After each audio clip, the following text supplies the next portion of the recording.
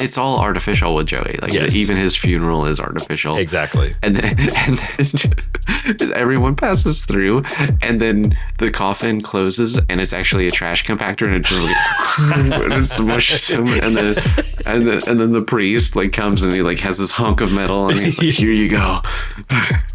Yeah, like a little cube. It's like a tiny cube.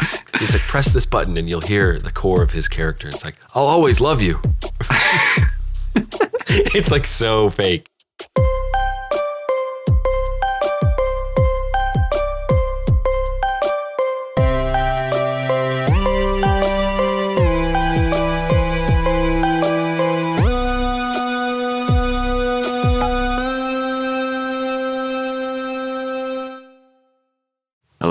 Welcome to StoryFellas, the podcast where we make stories and we break stories. I'm your host, Tommy Antonucci. And I'm your host, Zach Lovelace. And here we are again this morning. It's funny, as many times as I do that intro, right the second I start, I always fear I'm going to forget something. It's like I remember a millisecond before I need to say it, what I'm supposed to say at the beginning. Yeah, man. It's like three lines. It always amazes me that we're getting up this early to do this. Yeah, it's for you listeners at home. We did this a few times at night, like it was like 8:30, I think. Mm-hmm. We do this, which I don't know, relative to the listener, maybe that's not even late for them. But I think that works. But it's like there's the one aspect of I don't know. I think we can be a little more tired at night, but you're fresher in the morning for sure. You're very fresh. We do workouts in the morning and then jump onto this. We don't work out together though. Yeah. Well, yeah, we put the webcam on and then just to work out in sync.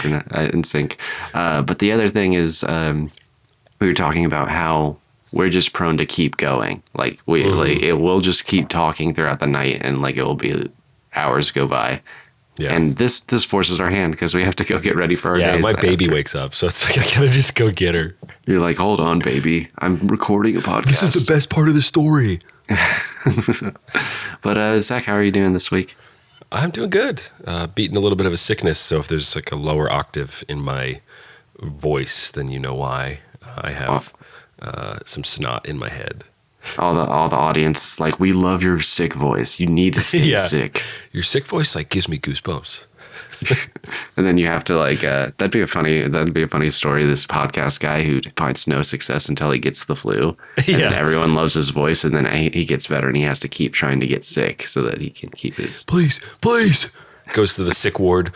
Give me something bad. Give me something bad. He just starts drinking vials of stuff he finds in the back room. Sir, that's just saline. It's just going to give you a tummy ache. Oh, no. Hey, guys, I have a tummy ache. I'm recording today. Nothing funnier than a grown man saying he has a tummy ache. Well, try saying that to your wife next time you're sick. Like, I have a tummy ache. Yeah, rather than a stomach ache or my stomach hurts or anything. Like, there's all the layers. It's like, my stomach hurts. I've got a stomach ache. I have a tummy ache. It's the layers. I feel like the top one is like, my bowel hurts. But it's like, and then as it escalates, then you continue to go high, or it becomes more tummy, my tum. And you just turn into a full baby. Yeah. But no, how are you, man? How are you? I'm good, man. It's a rainy day this morning and today. So we'll hope that these storms don't cause disruptions in our call. We'll just add some gentle rain sounds. Yeah. I'll just make them with my mouth. That's one of the prerequisites, is that the rain has to be part of the story. Yep. Ooh, I could be. We'll try to fit rain in somewhere. That's a pretty easy one to fit in at some point in the story. Unless he pulls some plot. And then we roll something and it's like a desert, and we're like, shoot. Yeah. When clods of sand become alive, it's like they're just straight up. I guess they would have to be wet somehow to be like clods. Clods of sand. Yeah. Some guy is just sweating so much that he makes clods It's not rain. It's not rain. It's like rain. It's called but anyway, you wanna roll for a story? What am I rolling? Like 10? Let's do a 10. Let's do a 10, man. Let me roll my digital dice here. Let's see. Get rid of that one. 10-sided. Here we go. Here we go. 6. 6. Yeah. That is going to be. All right. I think this is interesting because it's fairly open ended, so we could take it a lot of directions. But Cool. the prompt is: a lonely man finds comfort in an unusual place. Oh, sorry, a very unusual place. Oh, wow. The qualifier there. Yeah, though it very, very. But Okay. but Go ahead. You got some ideas? I obviously like a man finding comfort implies that he's sad or disconnected in some way, like he's seeking something he doesn't find in his day to day life. When he's, Sorry, I just thought of something. oh, okay. It's not. Well, I don't know if I even want to share it. Oh, okay, fine, No. fine. It's too good. It's just a too joke. good. So it's a guy, astronaut, lands on a desert planet, and he finds comfort in drinking his own pee.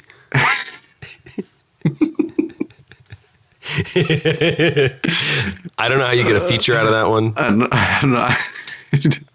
but I don't know how we get the feature out of that one either, man. But we can really try if we really want to. I don't know. I don't know if there's enough meat on those bones to make it more then than we that. add the rain sound at the end. So he's like, "Man, I've quenched my thirst," and then it starts raining.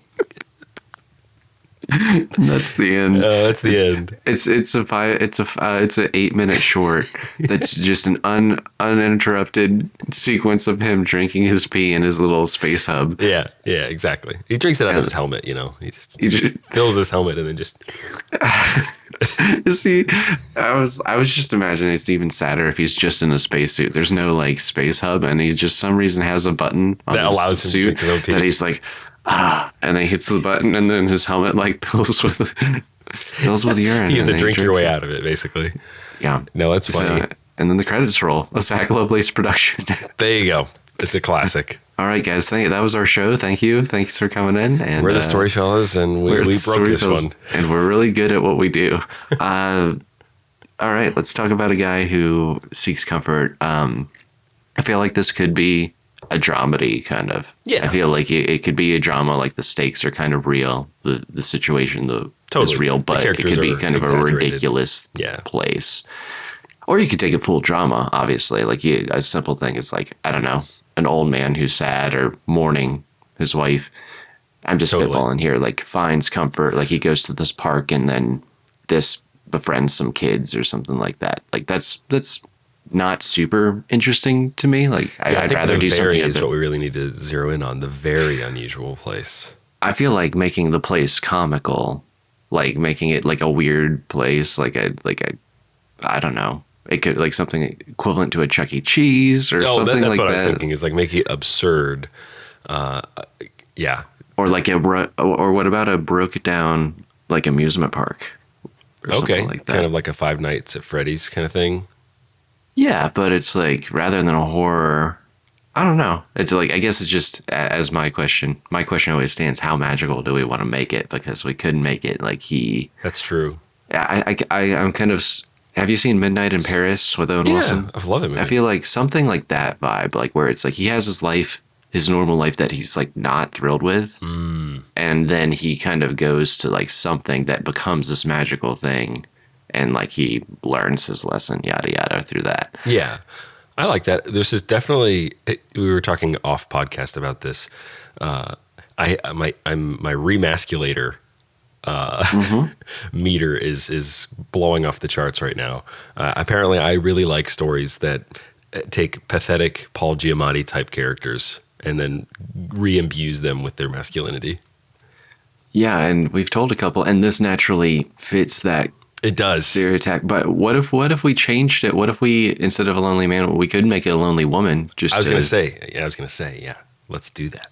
Okay, so it's a lonely woman, because that will just force us to not tell the same story. Yeah, exactly. And then he goes and he digs a hole, and Yeah. he finds comfort in the hole, and it's Dig Deep too. Yeah, dig deeper. Dig Deeper, the sequel. You thought he was happy with his family? He's not. He's Yeah, digging exactly. another hole. He had to dig even deeper. That would be funny if we're not going to tell Dig Deep too, but if there was like a story where it's like happily ever after, we get back and he's just, his wife's like, they have the construction crew. She's like, honey, where are you? And he's like digging. He's like, I'm digging again. The digging is back in me. I have to dig. I have to get it out. If people don't know what we're talking about, go listen to the last episode Yeah. of Dig Deep, and you'll get it. You might get it. I don't know. You might get it. Okay, so we've got a lonely woman. I think the main things we need to answer are, what is she trying to get away from, and what is the weird thing that she is finding solace in, I suppose. Yeah. So just, I think an interesting place to start is, well, one, how old is she? Because that could help. We say woman, so she's clearly of age, but she could be college age. She could be retired, middle-aged. I feel like middle-aged is probably safe. Yeah, I feel like the age influences what her turmoil is. Because if she's old enough, she might have children. She might be married. She might not be married. It sounds like she either could be married and it's not working for whatever reason, or she's not married at all because he's dead or something. Yeah, or divorced, like recently divorced or something like that. I feel like middle age is interesting because I think it gives you the dynamics of having some adultish children, maybe, or slightly older children, teenage children, and then if she's recently divorced, like going through that, or if you want to take it, like she could be mourning, like it could be, but it's like, I feel like having adultish children gives her the opportunity to like meander off to so-and-so place. Like if she has little kids, it's like weird if she just leaves them at home. Yes. And I'm torn between the divorce or like she's mourning the loss of her husband. Like if she's mourning the loss of her husband, then it creates a dynamic with her children as well, because they're also mourning. Yeah. But if it's a divorce, it could be like the children are upset, but it's like a different, like they're not going to be in the same exact boat as she is. Or maybe they're happy about it. Yeah, maybe they're just, or maybe one of the kids is happy about it. They're just like, you guys were really pushing it, and then like one kid's sad that happened. One kid's like, I liked the the writing was fighting. on the. I liked the yelling. I liked the fighting. No, I didn't want you guys to divorce. I liked the tension in the house. I didn't like how it ended. What we're really discussing is wounds and ghosts, which is a writer term where you cripple your main character because you are giving them what would be their need, and then the plot kind of starts when they want something, thinking that it will solve their need, and then in the end it actually is something else. So I think that there's a lot of compelling things, but knowing that we like to go a little wild sometimes, maybe we want to avoid the children thing and explore a main character who's like our age. Okay, we could do our age. Then if it's our age, then it could still be something to do with a marriage or a loved one. That's true. We could pivot, and it's just something different. Like it's just like a friend. That feels very like indie movie to me. If it's like like mourning the loss of a friend, it's just someone in their like late 20s, early 30s. That's very drama for sure. Yeah, it is very drama. My best friend. I think I just keep going to these. What's something that's less heavy that we could go to? So I just thought of something wild, which you tell me, this might kick us off. So she finds out their husband's a robot. Okay. It's a little Austin Powers, I guess, where he's like, she was a fembot. Yeah, that just really quickly defines the world we're in. Like, this is like a really ridiculous world. And it's, it's like funny as the audience, it's so clearly a robot. Like, it's not even, she's like, how are you a robot this whole time? And I want to make this work. I like this idea. Okay, yeah, I figured you would. I know you. So you know me. And I already have a tentative title in my head. Which, okay, well, let's sit on that. I'll sit on it. Yeah, hopefully it fits near the end. But is he humanoid enough that we wouldn't know? Like it's like a surprise. Okay, I like the idea that she finds out that like it's a normal life. Right? Like a totally normal life, but they're maybe infertile. And she's like, I don't understand, what's happening. And then she finds out that her husband's actually a robot. and has been one for a long, long time. I mean, And obviously, he never is he just there of his own volition, or like my mind went to it's like he's like, your parents were afraid you wouldn't find anyone, so they bought me to like marry you, and oh, that's like funny. Yeah, I like it that. is funny, and it's just like She has to I go don't like know. confront her parents after having been married for like 10 years. Well, it's just like like this lack of confidence of just like she was single I for a almost feel long like this time, would and then break this woman, which is good, plot wise or like character arc wise. But if her mom was like, yeah, I knew that nobody wanted to marry you, so your dad and I bought this thing. And I wouldn't make them so like cruel in their tone. Like I would do it in I their like like cruelty. I know it is funny, but it's what if they were like they had this tone of like being very loving. They're like, oh, we just didn't. We wanted to make sure you didn't weren't alone, and like to the point, but then to the point that they bought a robot and designed it to be her husband. Yeah. And she's like, so this has all been fake. Like she's been married for like 3 years to this robot, and she's like, I've always heard those servos in the bathroom, but I was wondering what was happening. Yeah, the dial up tone. But that would also be funny with the husband character. Like he's maybe not because he could be like a bumbling idiot, and that's funny because he's programmed to be that way. And so he could change at some point. And I'm just thinking like, if you were a robot, you could immediately, like AI or whatever, you could immediately conjure up answers to things. Like you wouldn't have to wait for, he'd be really good at trivia. It's like, I always wondered why he was so good at trivia. Why he was so dumb, but yet so good at trivia. Yeah. I do like that line that he is kind of bumbling, and she's like, you got me a robot husband, which is one thing. But why'd you make him so dumb? Like, why'd you make him so like... Yeah, exactly. I think that's what's funny is like, we knew that would be the thing that disguised him, obviously. Like, yeah, hold on. I've got a line. I've got a line that's like the dad. He's like, well, haven't you seen The Matrix? And they said when they made everything perfect that they knew something was wrong.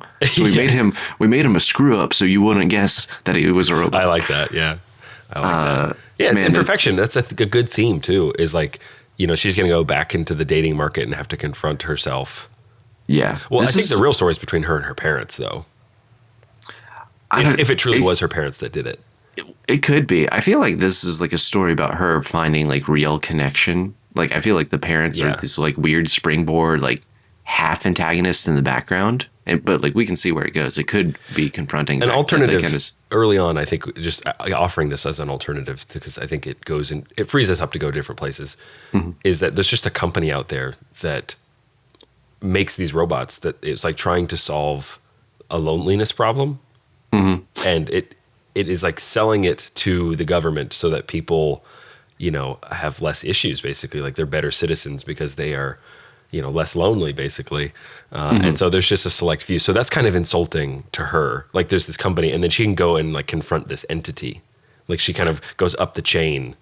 That's true. I picture this world, just the fact that we have lifelike robots is slightly future. It's kind of like Her. I like the her. movie. Yeah, Her is Her. always a great. Yeah, totally. Like it's future and robot kind of, but not so distant that it feels like dystopian or anything like that. It's like our world just with some robots and more advanced technology. I got some dark robot thoughts, man. Oh. Like just in general, I have dark robot thoughts, but for the story, I feel like we could definitely incorporate some of these, exercise some of these robo demons. I think there's something to... I feel like there's this, based on our prompt, is her she goes somewhere and then she tries to find comfort. That's true. Which we could pivot, because if we wanted, because she could either like keep coming to this one place that she finds comfort that's unusual, or it's more of a story of a journey. Maybe she sets off to find this corporation thinking, I'm going to give them a piece of my mind. And it's more of a AI movie where it's this person on this journey meeting some random characters, some other weird robots along the way. And because that seems kind of interesting. Like she kind of builds her entourage, like with this like random, I don't know. I just like the idea of a clearly robot, like an old prototype-esque robot that like befriends her and is like, can I come? And that's cool. Well, I think, like, how does she find out about her husband? the idea for her finding out that he's a robot, I think, is an accident, like something that wouldn't normally happen. Like they get into a car accident and a tree branch goes through him, like something that Yeah, I they like couldn't have that. programmed. Yeah, just like something cuts his arm off. And then there's this like, because that's super funny as well, of this moment of terror from her. But then it's like just wires and he's totally fine. Yeah. And she's like, what? What? What? And just, he's like, He's like, hold it, hold it, hold it. This usually happens, but you're not around. Okay, I think that's funny, like having him get Yeah, into I some like the sort of husband being accident. in it, and like he's not just a prop, basically, where oh he's a robot, then he disappears, but he still continues to help her and is supportive. But she like resents him because he's a robot now. Yeah, He's like which very I think attentive. I had that thought early on, which we just might want to backtrack on the bumbling thing. Like, I'd like it if he's like a nice guy, like he's like very supportive, but Yeah. she's just can't get over the fact she's like, you've been lying to me. You've been a robot this whole time. A very attentive robot. He's like, my friends call me the machine. I thought that was clear. Like, Yeah, that's funny. Yeah, he's like super strong.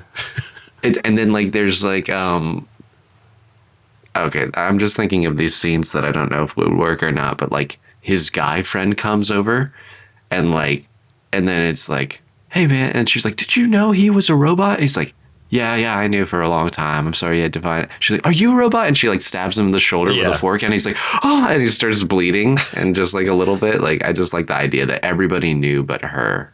Oh yeah, that's great. I like that. Yeah, her parents are like, yeah. When you told me that like you were okay with me marrying him, a guy that was of his, like it's a little weird, but we condone it. I thought you were just because he was black. You were being weird just because he was black. Well, I thought you but were they're gonna like, say something like it's like you said something. You mentioned a man of his caliber, but I didn't know you meant like the caliber of the metal he was made out of. yeah. No, I like the idea that she just kind of brushed it off as her parents being, like stodgy in some way, and it ends up being that they're like, no, we knew you were marrying a robot. I wanna put a pause in this beginning part because I feel like we've got like the meat on it, even if we don't have the details. But I want to come back to the details later. We need to kind of figure out like what is this journey? Well, like where this is all the inciting incident, Yes. and she gets so frustrated that people think so little of her that she wouldn't be able to find companionship without the assistance of everybody. So then I think there's legs to her. I don't know, some reason like wanting to confront this company. She's like, I got to go see this company. Like, I Yeah. feel like this is crazy. I got to give them a piece of my mind, and either getting sidetracked or going on like a longer journey. Or it could be like, this is the inside, like we built the world. This is like this kind of AI robot-y world, her-esque world. This is just a breaking point for her. And then she just Leaves. like she leaves. She just goes Yeah. somewhere else, and then it's like we find her.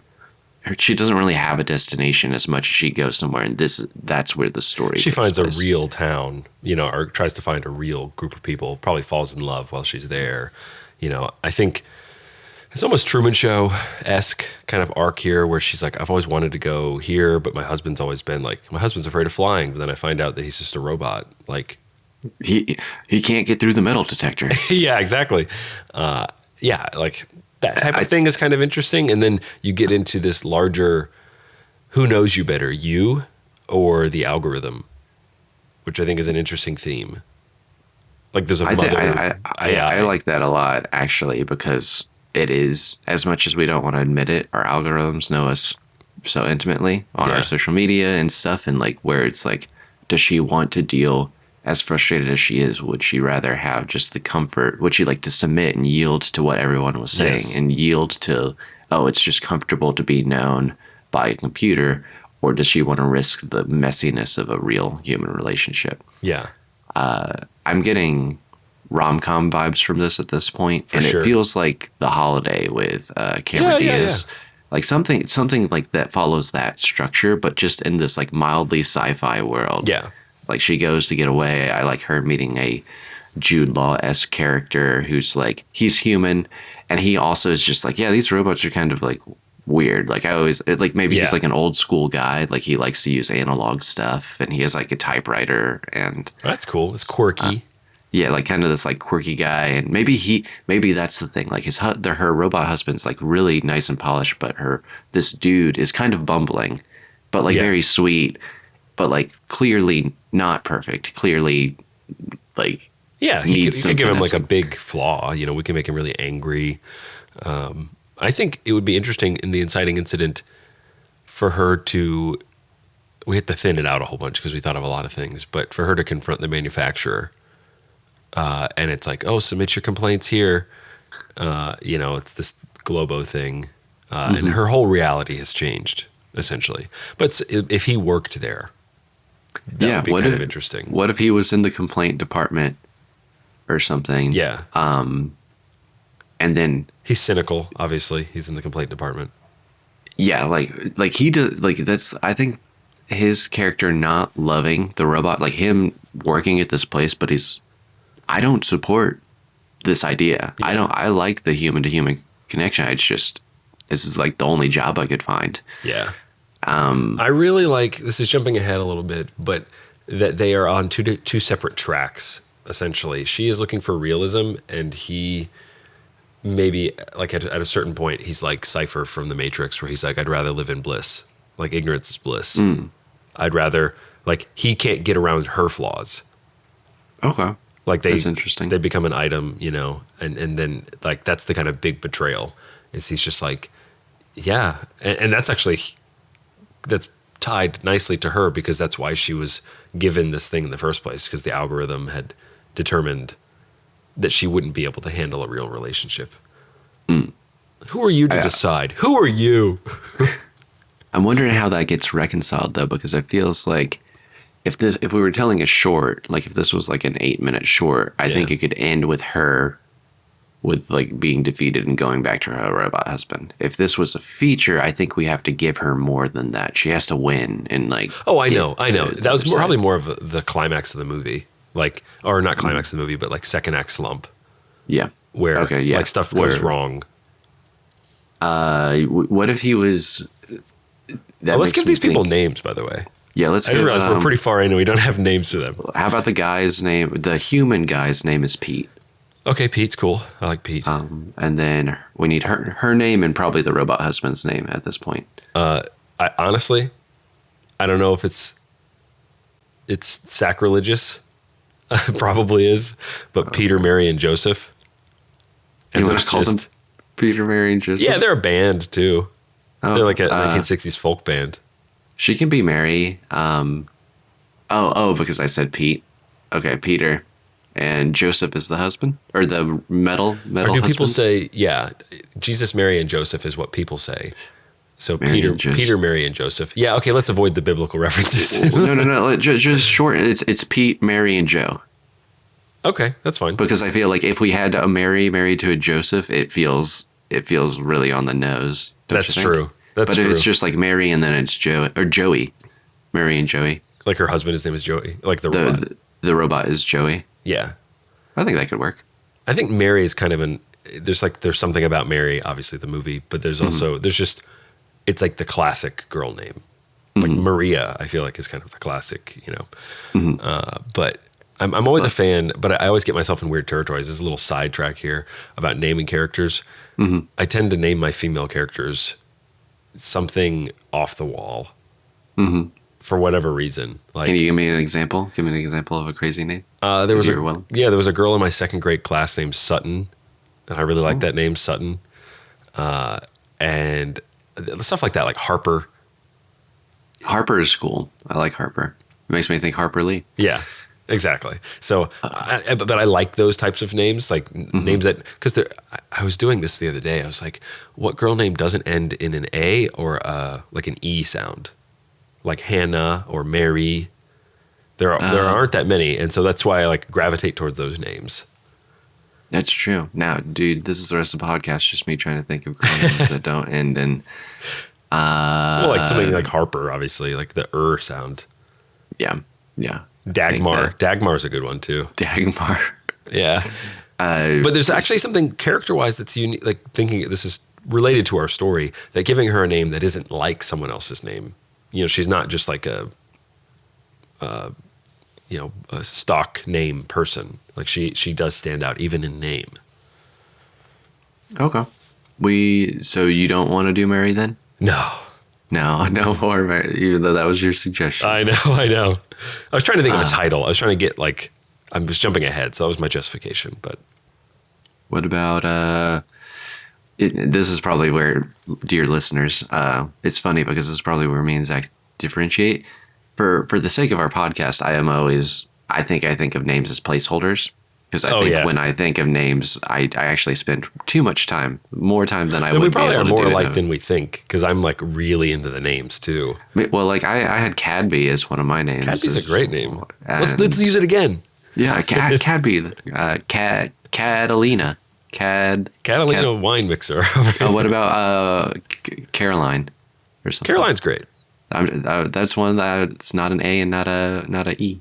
That's true. That's true. And she could go by Carrie. It's like names that could be shortened. Carrie. And, Let's do Carrie. I like that. Carrie's Okay, cool. Jim Carrey, played by Jim Carrey. Yeah, and like Carrie, the horror movie with the prom pig blood. Where she's got sidekick powers or something. yeah.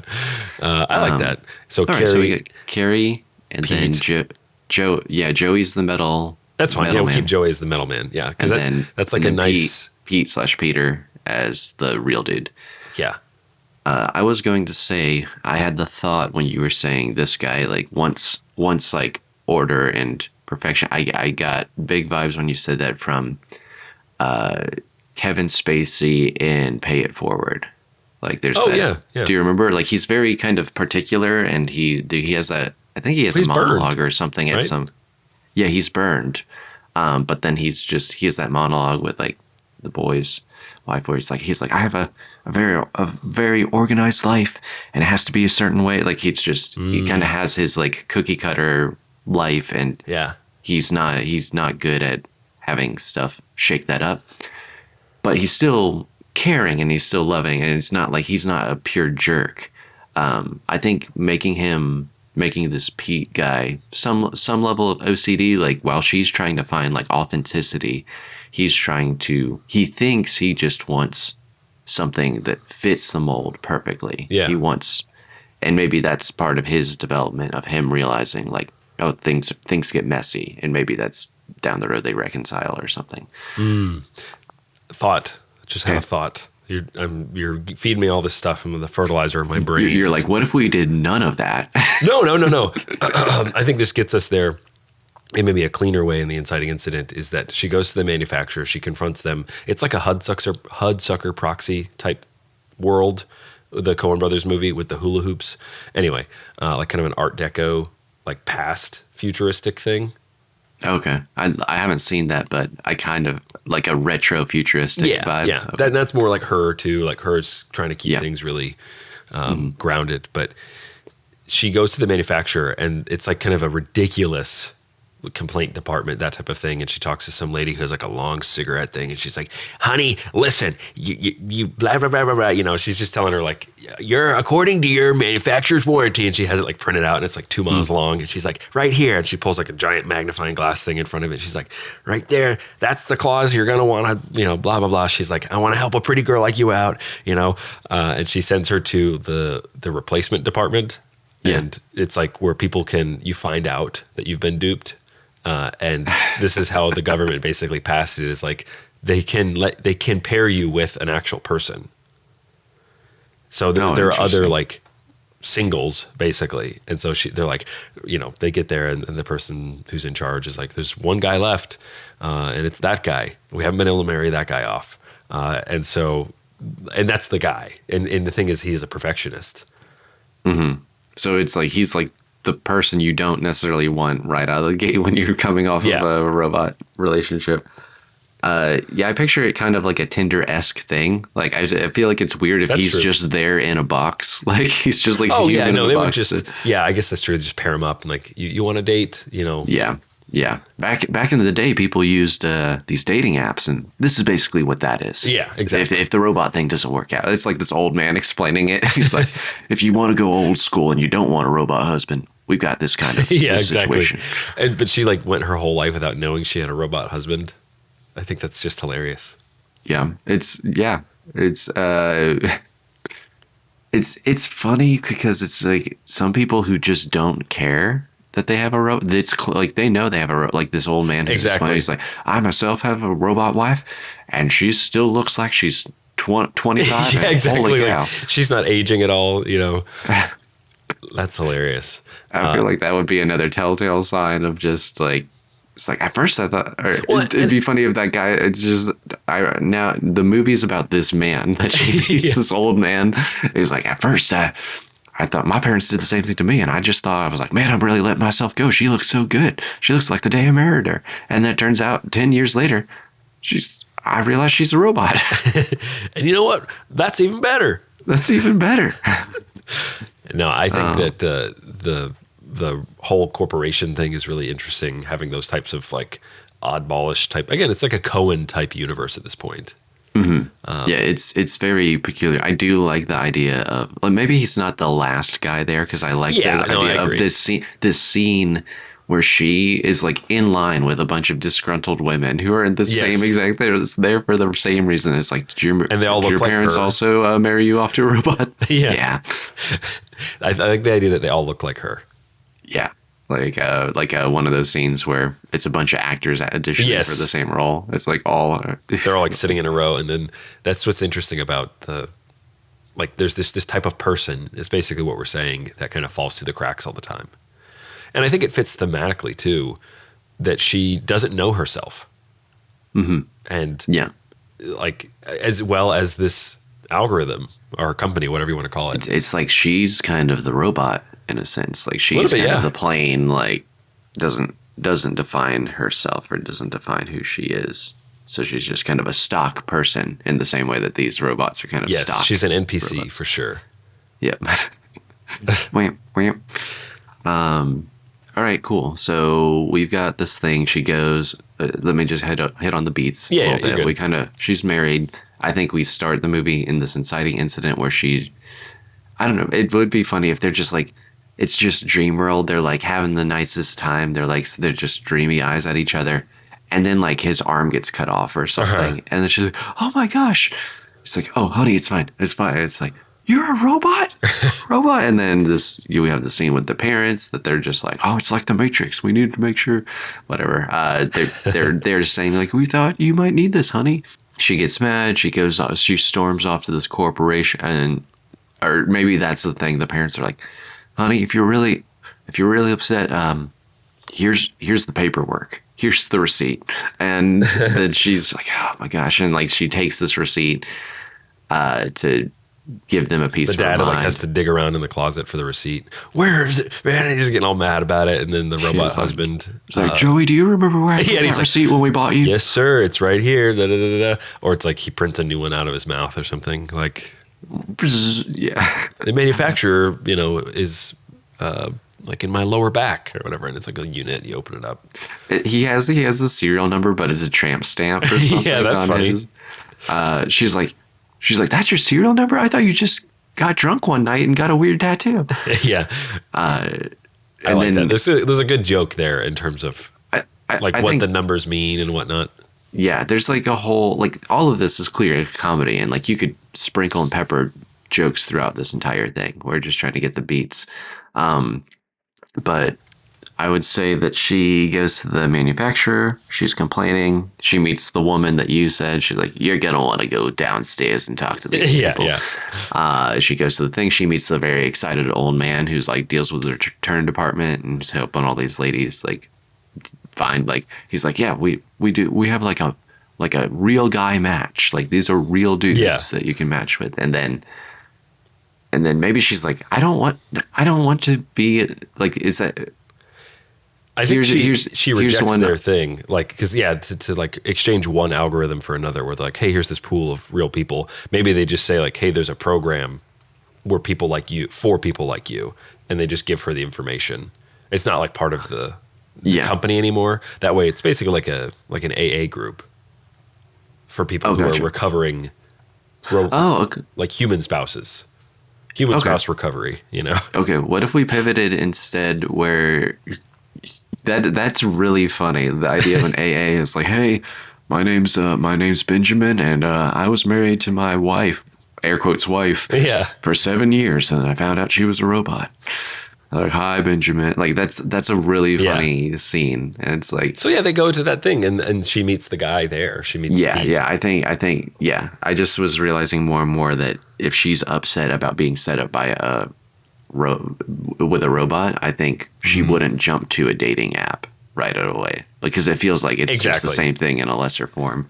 Yeah, maybe they give that and she's like, no. But then they give her, they're like, hey, here's this group for people who are dealing with it. Yeah, I And she think goes, even the corporation doesn't give it to her. They give her a whole spiel about how she can't return Joey, and there's really nothing she can do about it. But somebody who's there is like, listen, there's a group, like it's an advocate for the group, shows yeah. up and is like, hey, 6 o'clock on Wednesdays, we do this thing. And she's just like, okay. And she goes back home and she realizes the toaster's automated, the refrigerator's automated, the TV's automated, like all of it is like robot stuff. And she's just, has that piece of paper that has, the address on it or whatever. And she's like, okay, I'll go. And she ends up going, and that's where she meets Pete, the perfectionist. Yeah, and I feel like I'm mixed on him being a perfectionist because I feel like he would have wanted the robot life or something. Well, yeah, I think it's more that he's an idealist. So Okay. the idea is that he's like, he finds the fault in everything. Yeah, he's in love with like the idea, the concepts of Yes, things exactly, rather than the real exactly. thing. And even the robot, like he rejects the idea of the robot, which is a difficult thing to communicate, I guess. So you have to really like have him tell her this is what it is, or her Yeah. call out the contradiction or something. But like, wouldn't you be happy with a robot wife? And it's like, no, like he's a romantic for one, where it's like, I believe in the power of the human heart and falling in love being a real thing. And that's not something that can be automated. That's not something that can just be Yeah. algorithmed. What's the point and of falling in work. love if it's I guess just we're like if totally dunking on the eHarmony people here, but this is not a critique of like dating apps because I think those can work for people. Like this is more of a yeah, that's true. I don't want it to dip too much into like it's a satire trying to make fun of like trying to find love online. Like that's not what I'm trying to hit on. I'm just Same. like this weird like future where someone buys you a robot that's perfectly designed for you. Because I like the romantic guy, our Pete guy is saying, he's like, what's the point of falling in love if there's no choice on their part? They're just gonna like, I didn't wow them. They don't Yeah. like me for me. They're designed to like me. That's interesting. I just thought of it like the reactionary subculture that would happen is that these people would want marriages that were like totally screwed up. They would want like highly dysfunctional things, and they would be like, no, I'm not changing. And that's kind of the tension is like, I am the way I am, and I'm human, and to be human is to err. It is to be imperfect. And so they would just be like smoking and all sorts of things, things that are turnoffs or whatever. And they're like, you're going to have to just get over it. I feel like that's where we find Pete, where he's like unwilling to change because he's so like dyed in the wool activist, I've got some ideas that I want to pitch, and these are more like side plot points that I think could make this Yeah, go for it. provide funny opportunities. One, I know, is just after I mentioned it, I just imagine Pete as Jude Law. That's who I'm picturing. Yeah, Like, yeah. It's just Jude Law. I think Fat Jude Law. It's. I just picture Jude Law. I think we need like a handsome lead man that she has to confront. He still has a and deal handsome face. with. He's in the most shape he's ever been, Zach. Okay, well, End of Tommy just discussion. loves Jude Law and he wants him to be ripped. I like Jude Law too. Don't get me wrong. Yeah. But whatever. I'm just saying it could be whoever. But I just think it's funny. That's who I'm picturing now. But I was going to say two things. I think introducing, she has a girlfriend who is married to a bumbling dude who's clearly a human.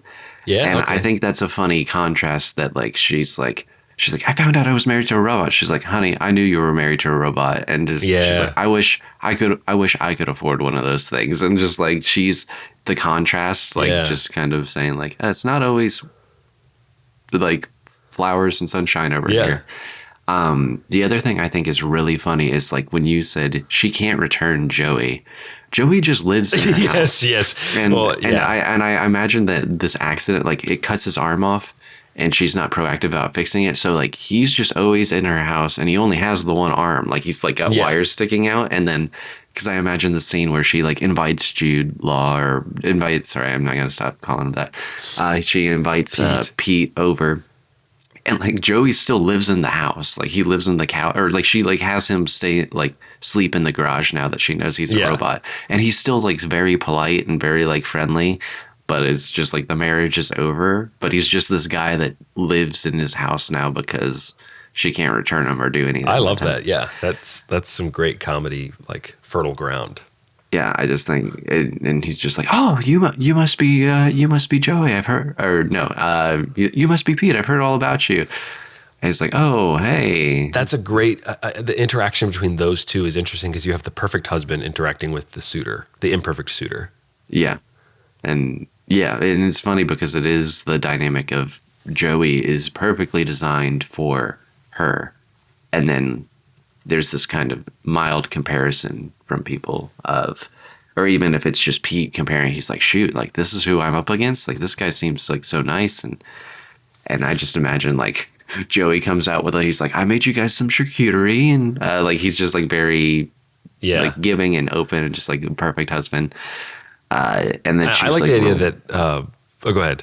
she's just rolling her eyes because she's just like tired of him. Like she's Yeah. just tired of like this facade, and but then it makes Pete maybe uncomfortable because it sees like he sees who he's competing with. Yes. Yeah, that's I what think Pete, that's just Pete like is short for compete. Compete. So my full name is Compete, and then he's a computer. He's, it ends with him being a robot too. He's just a sucky one. But I like the idea that they fight at some point, that Pete and Joey Dude, fight. you love two guys just fighting at some point. He's like, I thought he had, because he had one arm, I could take him. Dude, that's like, listeners, you don't know, but like, there's been other pitches, and I love it every time. It's always so good because it's like Zach always pitches this idea of like two dudes fighting, and they're one is clearly outmatched by the other. And I'm for it. I think it fits perfectly in this story where like he gets mad at Joey, and Joey's like, "Oh man, I didn't mean," and then like they start fighting, and then like he only has the one arm, but he's like doing jujitsu, and, Yeah. and he just decks him in the face. He's like, "I'm sorry, that was my defense protocol," and he like just Oh, it's so good. beats Man. Paul beats Pete to a pulp. I love that. I love that. And I think the thing with the ending of the story is that it doesn't work out between Pete and what's her name?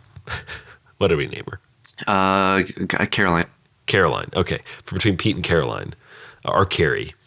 Oh yeah, Carrie. You know, it doesn't work out between them, and that's okay. She got what she needed rather than what she wanted. Like she put a lot of emphasis on like getting it to work with this one guy, but she walks away and you kind of understand that she understands herself more. Yeah, I Like think that's really what she needs is better understanding of herself. Like we said, like the algorithm understands her better, but she has chosen more self-understanding, even if it means not having a spouse. yeah, it's kind of I like that. It's this journey of her finding this comfort in the unlikely place as this guy who's just not necessarily a great match for her. But then in doing so, like not just being fed that echo chamber of exactly what she wants, Yes. she got to like confront and like rub like head to head with someone else who was contrary to her, and maybe they're Yeah. like civil at the end. Like I just imagine this being in his hospital bed or something, or like it's like a scene After he they gets beat up. they get coffee and he's got like a nose, like his Yeah. nose is like a Bandaged nose brace up. thing, and she's and it's like this thing that's kind of like a mutual. They both understand. Like it's not like a shock to him. Yeah. It's like she's like, I just don't think this is gonna work, but this has been helpful. And then Well, because they both he- want that. They both want the real breakup. Yeah. Like, I think that's They- kind of interesting. Is like it's a mutual thing. Yeah. It's like they want it, and maybe they even get teary eyed and like, but that's like what they want. Like it's like Yes. that's the feeling and the experience that they're like, yeah, this is what maybe that's what Pete says. Like this is what I want. Like this, Yes. the messiness, like the heartache. And she's feel like, I can't live there, so I have to try something else. yeah. No, I think that's cool, and she just kind of develops this new confidence, and she's not she's not whiny. She's not complacent. She I do knows think what Joey she has wants. to die. Just because that's like the ultimate, she is now, you know what I mean? Like alone. Mhm. And Yeah. so like, I think it is also funny to have the breakup happen at Joey's funeral. Wait. Oh, I just. Like Oh, she breaks up with Pete. Like Mhm. maybe right after that, like you see them and, you know, he's all bandaged up or Are they whatever. having a funeral for the robot? Yeah, yeah. It comes with the manufacturer warranty. You know, if he Mhm. dies, it's like a pre-programmed funeral. And it's like he's still partially awake. Like he's in the casket and he's just like, "Oh, I'll shut down at once everybody has passed through." He's like, That's "My final funny. shutdown," and it's just she's like rolling her eyes, and it's like people are like, "Oh, I loved Joey. I can't believe it." It's like, "Are you sure? Are you sure?" She keeps asking her, and yeah, I think that's funny. It's the Dude, fakeness. She doesn't like the fakeness. yeah, she doesn't like the like it's all artificial with Joey. Like Yes, even his funeral is artificial. exactly. I And love that. then everyone passes through, and then the coffin closes, and it's actually a trash compactor, and it just like and it smushes him, and then the priest like comes and he like has this hunk of metal, and he's like, "Here you go." Yeah, like a little cube. It's like a tiny cube. Here's what's left of it. That dude, this It movie holds sounds his really funny. essence. It holds Yeah. his essence. She like looks into the cube and it's Joey just like, giving a thumbs up.